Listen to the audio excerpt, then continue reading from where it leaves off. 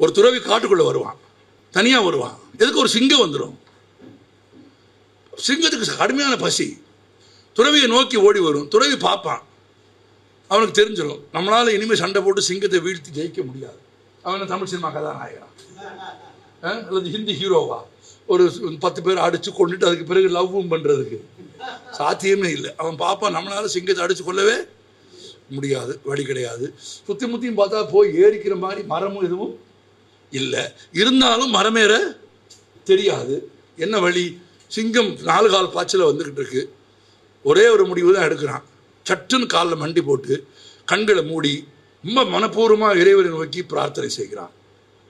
நான் கடவுள் நம்பிக்கை இருக்கிற எல்லோருக்கும் ஒன்றை சொல்வேன். உங்கள் நம்பிக்கையை நான் சீர்குலைக்க மாட்டேன், ஆனால் உங்கள் நம்பிக்கையை நான் மேம்படுத்துவதற்காக சொல்கிறேன். கடவுளிடத்தில் எதையும் யாசிக்காதீர்கள். ஆமாம், காந்தி சொன்ன வார்த்தை தான் அது. Don't make your prayer as petitions. Gandhi சொன்ன வார்த்தை, don't make your prayer as petitions. கடவுளிடத்தில் எதையும் கேட்காதீர்கள். உங்களுக்கு என்ன தர வேண்டும் என்று தெரியாத அளவுக்கு முட்டாள் இல்லை கடவுள். எல்லாம் தெரிந்த உங்கள் கடவுளுக்கு இது தெரியாதா? தெரியும் தானே.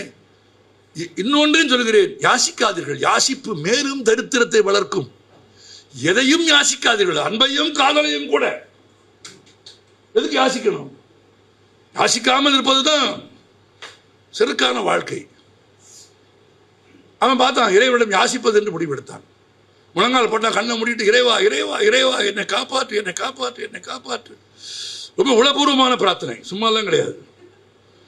ஆமாம், பேருக்கு அல்ல, ரொம்ப ஆழ்ந்த பிரார்த்தனை. சிங்கம் வரல. இந்நேரத்துக்கு அது ஓடி வந்த வேகத்துக்கு அவனுக்கு இந்த இட தூரத்துக்கு அது மேலே வந்து விழுந்து குறவளைய கடிச்சிருக்கணும். கடிக்கலை, காணோம். கண்ணை திறந்து பார்க்கவும் பயம். பார்க்காமலே ரொம்ப நேரம் மண்டி போட்டுட்டு இருக்கவும் முடியாது இல்லையா? முழங்கால் வலிக்கும்ல. அதில் மெதுவாக கண்ணை திறந்து பார்த்தா சிங்கத்தை காணோம். இறைவா உனக்கு நன்றி, என் பிரார்த்தனையை செவி மடுத்து சிங்கத்தை காணாமல் போக செய்தாயே, உனக்கு நன்றி. சிங்கம் பக்கத்தை பிரேயர் பண்ணிவிட்டேன். இன்னும் மகிழ்ச்சி ஆயிட்டான். இப்ப சொன்னான், இறைவா உனக்கு மேலும் நன்றி, என்னை கொல்ல வந்த சிங்கத்தின் குணத்தை மாற்றியது மட்டுமல்ல, மனிதர்களைப் போல் பிரார்த்தனை செய்யும் பண்பையும் சிங்கத்திடம் உருவாக்கினாயே, உனக்கு நன்றி. நான் சிங்கம் சொல்லு, நண்பனே மெதுவாக பேசு, என் பிரார்த்தனைக்கு இடையூறு செய்யாதே. அப்படின்னு நீ என்ன பிரார்த்தனை செய்கிறாய்? நான் உன்னை எனக்கு உணவாக தந்த கடவுளுக்கு நன்றி சொல்லி கொண்டிருக்கிறேன். உன்னை எனக்கு உணவாக தந்த கடவுளுக்கு நன்றி சொல்லிக் கொண்டிருக்கிறேன். ஆனால் அந்த கதை இங்கே முடியவில்லை. இந்த கதைக்கு பிறகு ஜென் குருமார்கள் 2 வார்த்தையை போடுகிறார்கள். அந்த 2 வார்த்தையிலே தான் அந்த கதை உலகத்தரம் வந்தது ஆகிவிடுகிறது. உன்னை எனக்கு பரிசாக தந்த உணவாக தந்த கடவுளுக்கு நன்றி சொல்லிக் கொண்டிருக்கிறேன் என்று சிங்கம் சொல்லி முடித்தது. அடுத்த 2 வார்த்தை பாவம் கடவுள் என்று கதை முடிந்தது. இப்ப நான் திரும்ப கேட்கிறேன், யார் பக்கம் நிற்பார் கடவுள்?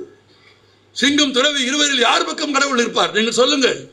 நான் சொல்கிறேன், யார் வலிமை உடையவர்களோ அவர்கள் பக்கம் கடவுள் நிற்கிறார். வலிமை உள்ளவர்களின் நிற்பதன் வழியாக தன் வலிமையை கடவுள் அதிகரித்துக் கொள்கிறார்.